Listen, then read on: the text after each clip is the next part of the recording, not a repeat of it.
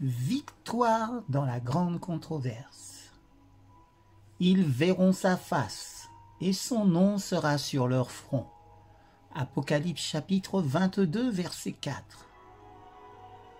Mais même ici, les chrétiens peuvent avoir la joie de communiquer avec le Christ.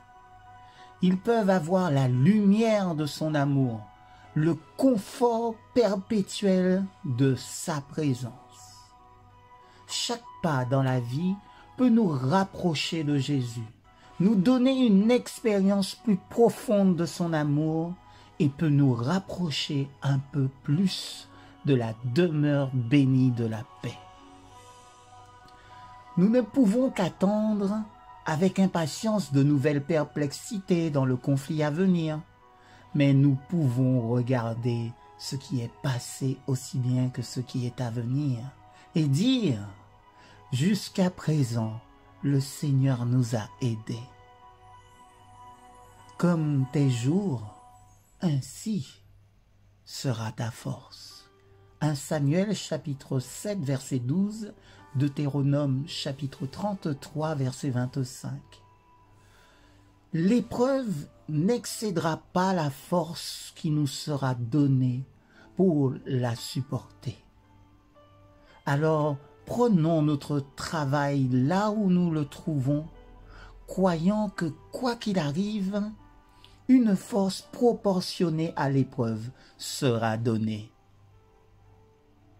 Et peu à peu, les portes du ciel s'ouvriront pour admettre, oui, pour recevoir les enfants de Dieu.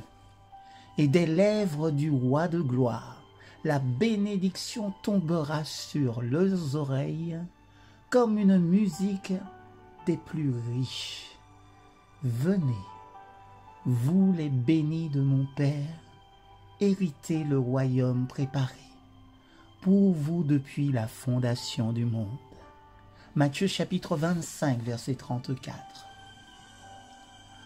Ensuite, les rachetés seront accueillis dans la maison que Jésus leur a préparée. Là, leurs compagnons ne seront pas les vils de la terre, les menteurs, les idolâtres, les impurs et les incrédules, mais ils s'associeront à ceux qui ont vaincu Satan et par la grâce divine ont formé des caractères parfaits. Toute tendance pécheresse, toute imperfection qui les afflige ici a été supprimée par le sang de Christ. Et l'excellence et l'éclat de sa gloire, dépassant de loin l'éclat du soleil, leur sont communiqués. Et la beauté morale, la perfection de son caractère brille à travers eux, en valeur dépassant de loin cette splendeur extérieure. Ils sont sans faute devant le grand trône blanc, partageant la dignité et les privilèges des anges.